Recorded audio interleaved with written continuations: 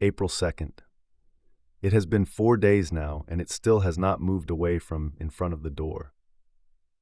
I came across this journal earlier today while I was going through all of the supplies, trying to figure out what I have to work with and what I might have to ration, and I thought that writing in it would be a good way to help pass the time until either help comes or I see a chance to run for it. After all, since there's no electricity up here, I don't have a television or a radio to keep myself occupied, and even if I did them, I doubt that I could bring myself to turn them on. Even the idea of making more noise than I have to, of really making any noise at all, fills me with dread. It's mostly due to the fact that I don't want to attract its attention any more than I already have, and give it further reason to continue sticking around. And admittedly, somewhat because I worry about being unable to hear any possible changes outside. This constant paranoia makes it a challenge even to try reading some of the books and magazines that we brought up here with us. I can't really bring myself to concentrate on whatever it is that I am trying to read. I'm too distracted, too busy jumping out of my skin over every creak of timber or gust of wind to really focus on any of it. I read the words, and then the door crowds them back out of my mind. The sounds that it makes during the night make it impossible to do anything other than cower up here in the loft, staring unblinkingly down at the door and praying to God to just make this thing go away already, or for the sun to come up, so that at least it will quiet back down for the day. Sometimes I honestly don't know which is worse, the tense silence during the days, or listening to the door creak and moan as whatever the hell that thing is pushes on it all night long, while endlessly, wordlessly screaming at me. No, the nights are the worst, and I know it. And so I have decided to start writing in this journal so that I'll at least have something to do with my time, other than just sitting here and staring at the door all day, just waiting for something to happen and praying that nothing will. The journal must be one of Katie's. She's always scribbling and writing in these things, especially when we come up to here to the cabin, but I'm certain she won't mind my using it. Dear God, I hope she's all right. I hope that she's found help. April 3rd. Still no changes last night. It started its screaming a few hours after sunset, pushing heavily on the door, seemingly trying to force its way inside. I honestly don't know which is worse. The fact that the sound is so incredibly human in nature, or the fact that something about it simultaneous makes it glaringly inhuman and unnatural. There is something about it, some quality that seems somehow familiar, and yet at the same time utterly alien to me. That vague feeling of familiarity frightens me more than anything else, somehow. It makes me think of an article I read once years ago about something called the uncanny valley. They said that it described feelings of revulsion towards something that closely imitated human life, but was still obviously something else. I can't think of a better term for the sounds this thing makes. Each morning after the sun has come up and the thing has gone quiet for the day, I have removed my barricades and inspected the door, and so far it still seems to be holding up fairly well. The hinges and locks remain firm and unbent. Despite the creaking I have heard during the nighttime assaults, the wood doesn't seem to be cracking or warping anywhere. I've spaced it up as best I could with what I have, but I don't really have much to work. What furniture there is, a few assorted tools, a bit of rope. I don't know that wedging the couch up against the door is doing much good, but at least it's something. No, I think that it has everything to do with the quality of the door itself. My father really put his heart into it years ago when he built this place, and he built everything in here to last, from the roof to that door.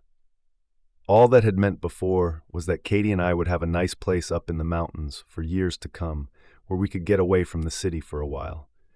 A place where we could enjoy being in nature and the smell of fresh air and just being together with each other. Now his craftsmanship seems to be the only thing standing between me and I don't even want to know.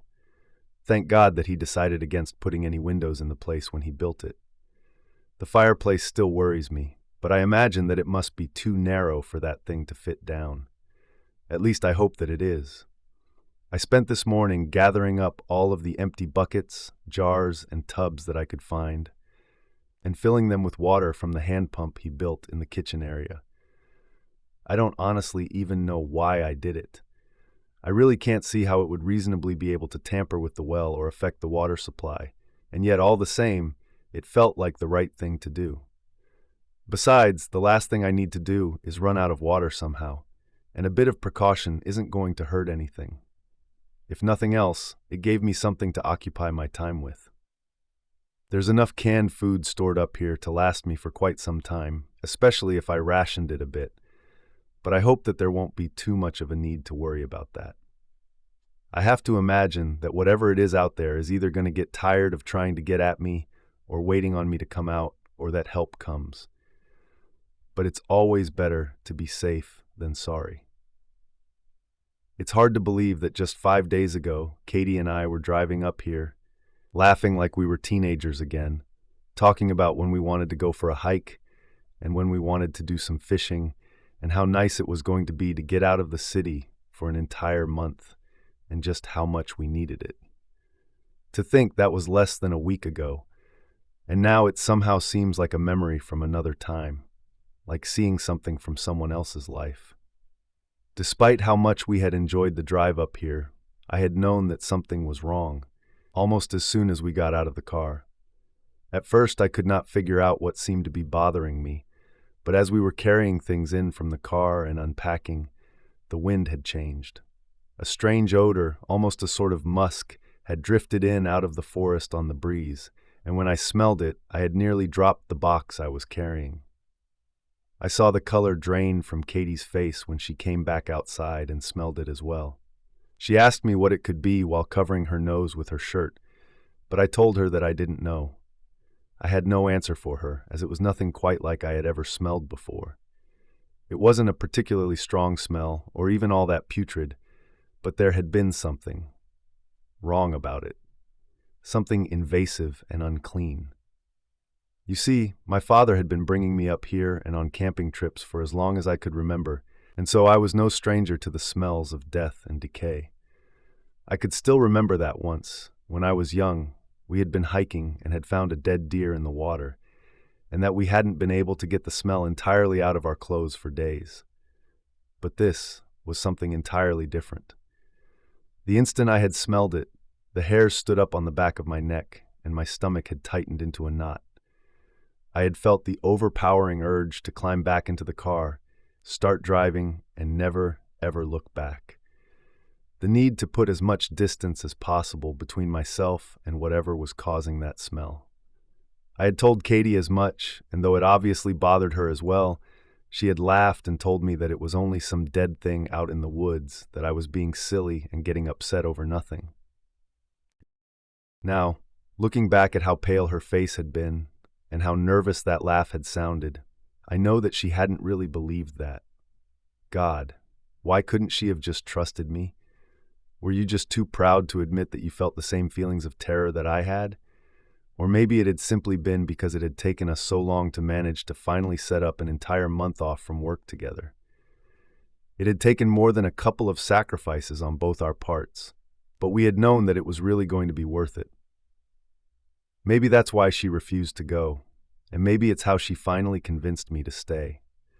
And so instead we had continued unloading the car, unpacking everything we would need, getting ready to settle in for the next month together. I had been unable to keep myself from glancing at the forest any time we were outside, half expecting to see something, though I could not say what, out there in the shadows. I had known that Katie was right, that something had simply died nearby, and yet, no matter how many times I told myself that, I still could not quite make myself believe it. I don't think Katie did either, though she hid it better than I could. It seemed as though the longer we were around the smell, the more intense my discomfort became, and I felt the beginnings of a tension headache begin to steadily spread from the back of my head. By the end, I think that the only thing that had really kept me here was the fact that I was going to propose to her while we were up here. I can't even stand to look at the ring right now, and I know that I won't be able to until I know that she's safe, that she's all right.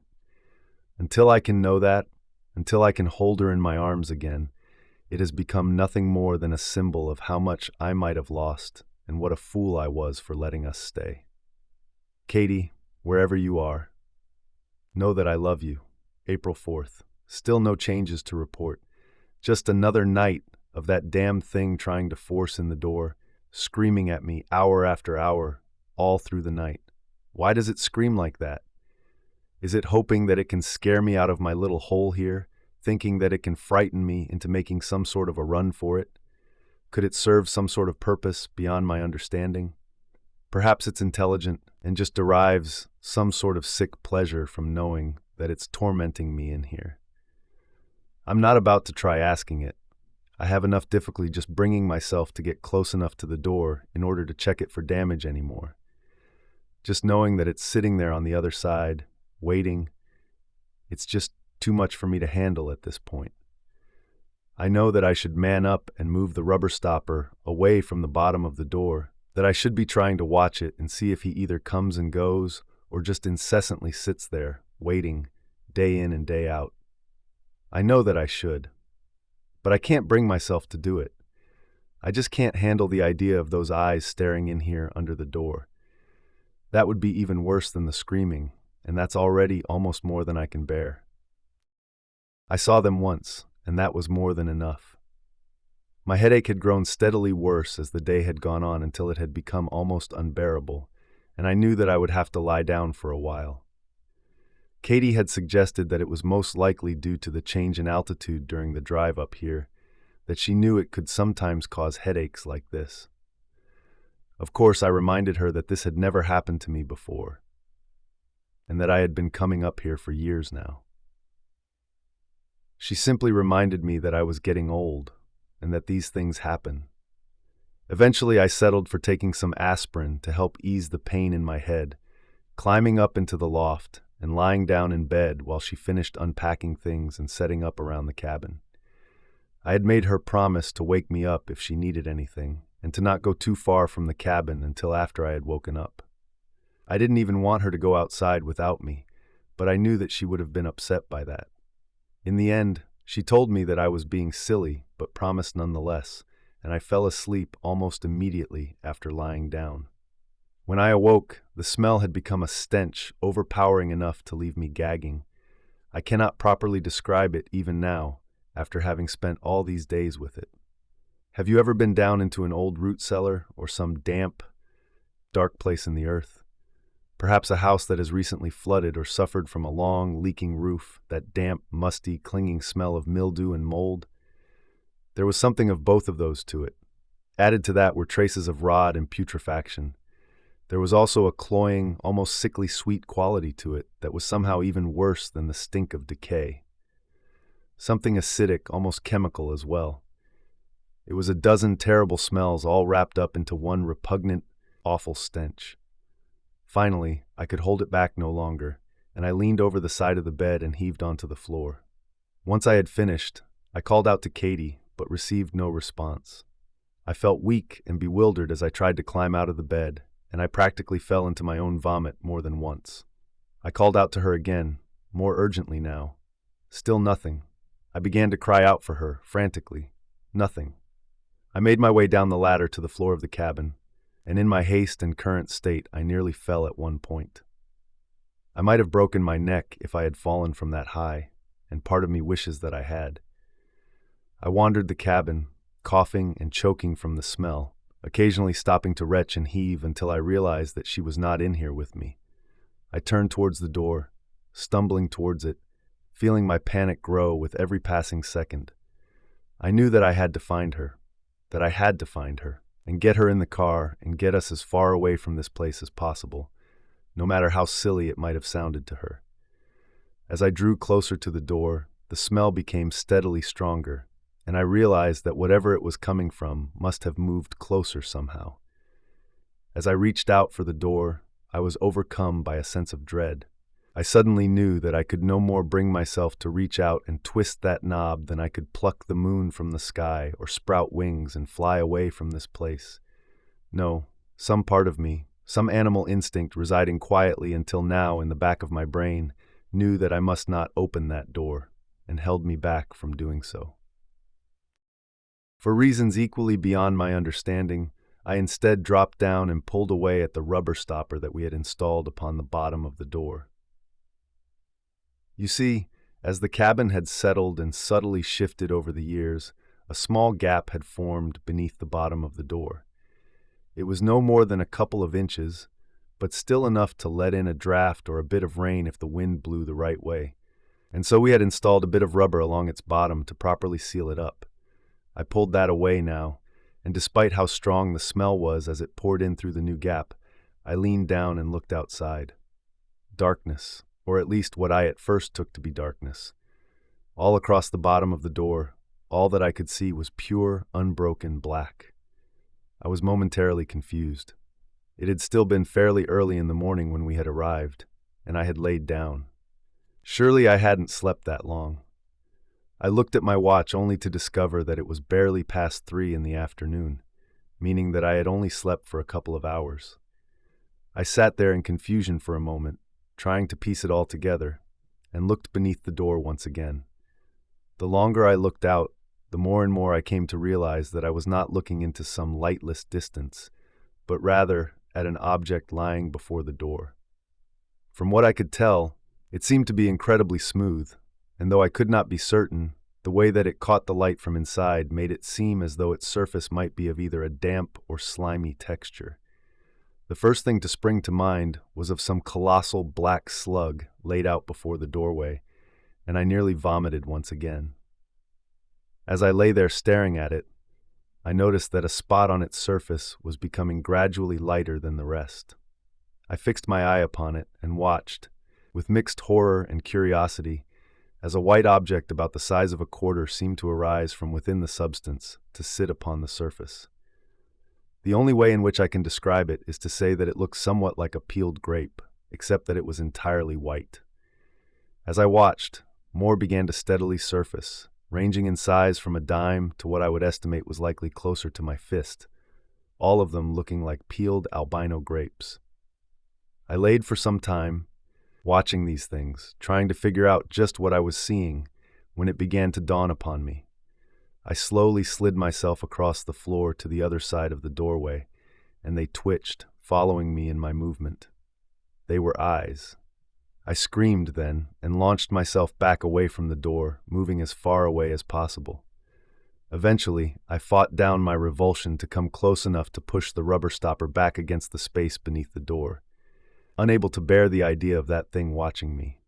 That night, the screaming began. April 6th. Nothing new to write, I'm afraid. It shrieks all night long and squats there in front of the door during the day. Yesterday in the afternoon, I finally managed to work up enough courage to move the piece of rubber to the side and look out through the gap. It was still there, but thank God I managed to move the rubber back into place before it had time to bring about any of those damned eyes. I'm beginning to worry that it's not just going to lose interest and leave, that it's not going to give up on me like a bear or a wolf might after waiting for a little while. I'm beginning to think that so long as I'm in here, it's going to go on sitting there, waiting. I've got to hope that Katie got away, that she's made it down out of the mountains and she's bringing someone, that she's bringing help. Unless she is, then I feel as though I might as well be stranded on the moon.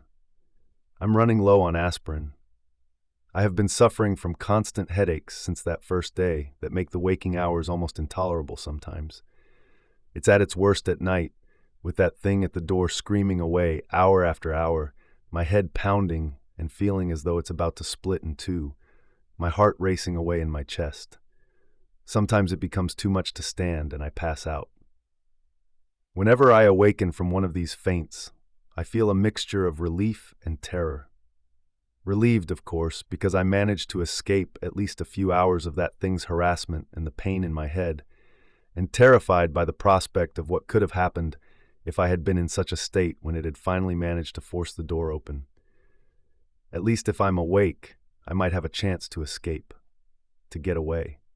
Or maybe it would be better if I was unconscious when it got it here. Maybe being awake for that is the last thing I should want. I'm also beginning to suffer from nausea.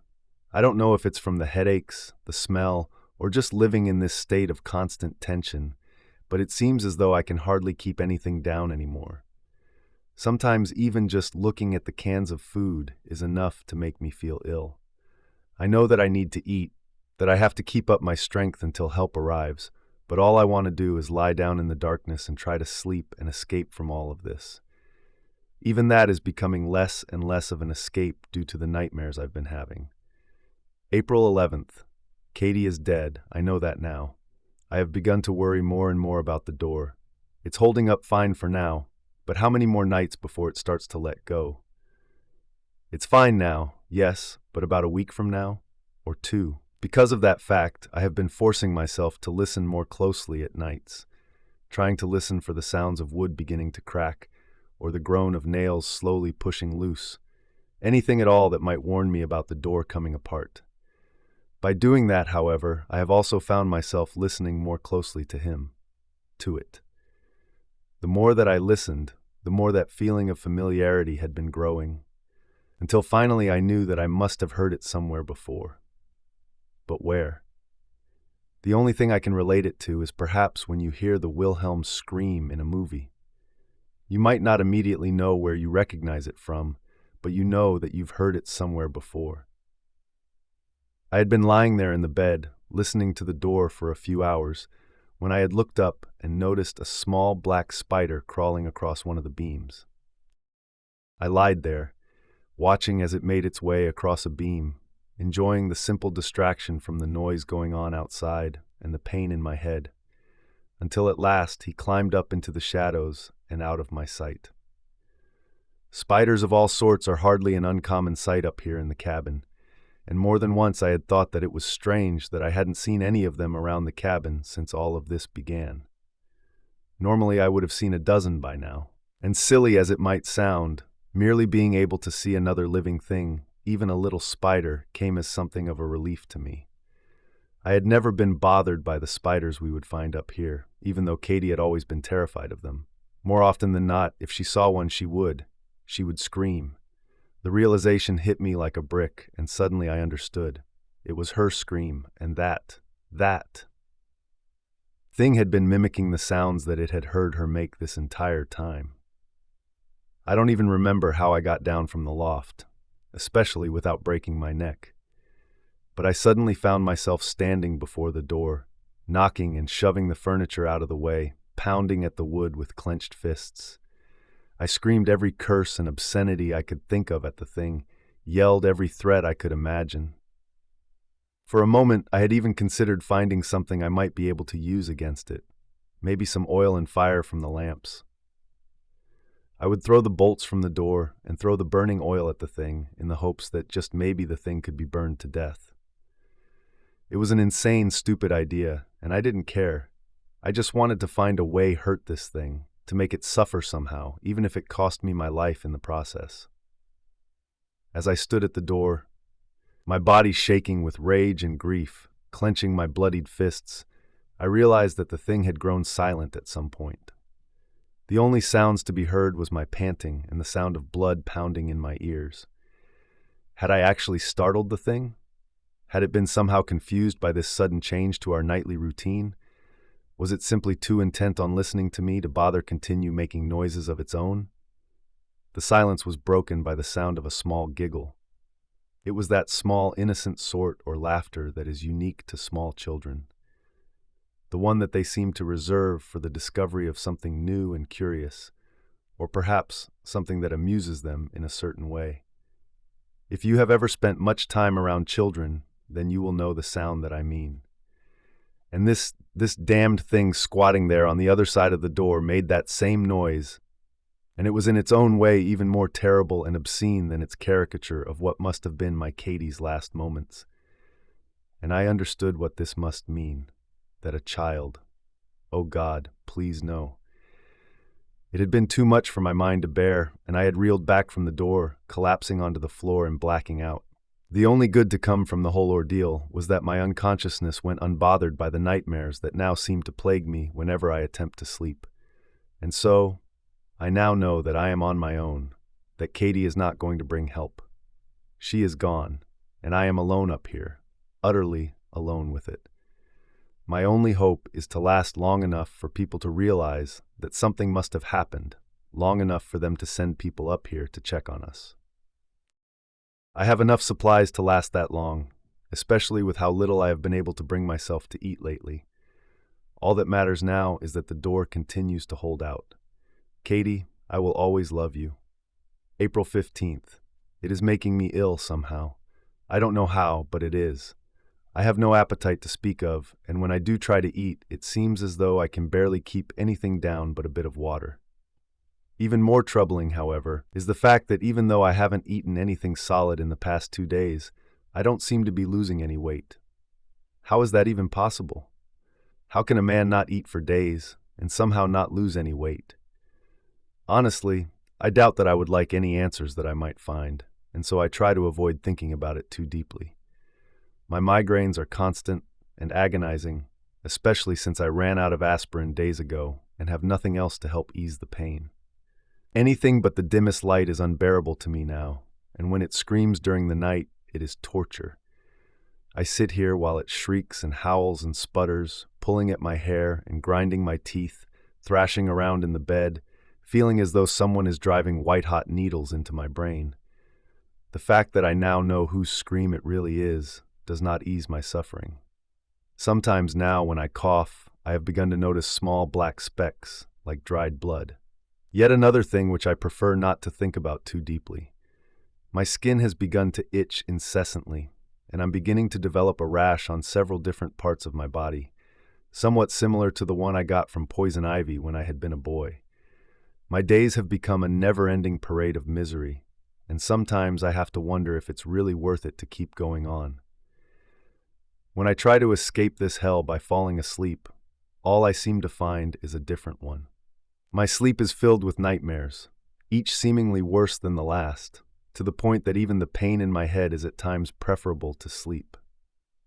Last night I dreamed that Katie was standing on a barren, black plain that stretched off as far as the eye could see, her arms outstretched to me, beckoning me closer.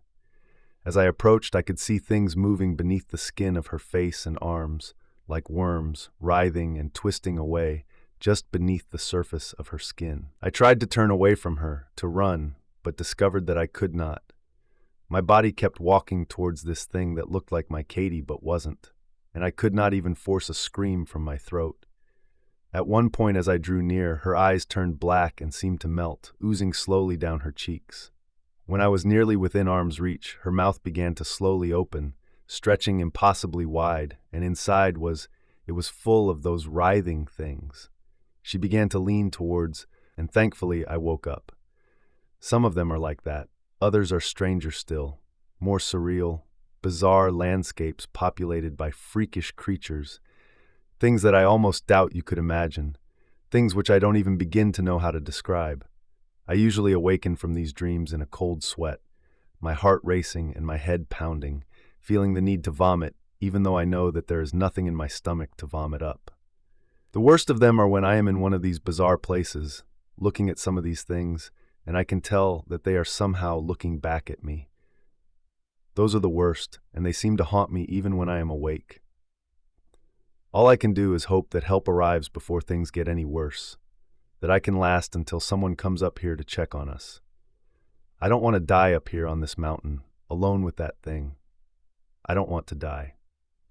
April 19th. She called to me last night, pleading with me to open the door, to come out and join her. Dear God, it called out to me in her voice. April 26th. There is no God, but there are many gods. There is no heaven, but there are endless hells. I have heard the flutes in the darkness. I have heard 1,000 whispered names. April 29th. This will be my last entry. I now realize that even if help did come, even if they somehow managed to get me out of here, it would now be too late for me. You see, more and more lately I've been scratching at my rashes, unable to stop myself really. As I scratched and dug at them last night, I accidentally tore open one of the larger blisters, and when I moved away the torn skin, I saw that inside of it there was an eye, like the ones on that thing outside. A tiny white grape, staring up at me from my own skin. I cut it out, but I know that it doesn't matter at this point. I know that for whatever reason it's turning me into something else, trying to make me into something inhuman. I am not going to let it. I've used the rope that I found to tie myself a noose, and I've hung it from the rafters up in the loft. It should be more than strong enough to hold me, or at least for as long as I should need it to. With any luck, it will be long enough to break my neck when I jump. I think that I deserve that much. I am going to die, and I am going to die as a man, as a human being. It has taken so much away from me, so very much, but I will not let it have this. If you have found this journal, if you are reading this, then you have to get out. Leave now, before it knows that you are here, before it traps you in here like me. I can only hope that I will jump from here and into oblivion, that there is nothing waiting for me on the other side. If these stories creeped you out, make sure to smash that like button and hit subscribe for more spine-tingling content. Stay safe out there, and remember, sometimes the scariest things are hiding in plain sight. Thanks for watching, and I'll see you in the next story.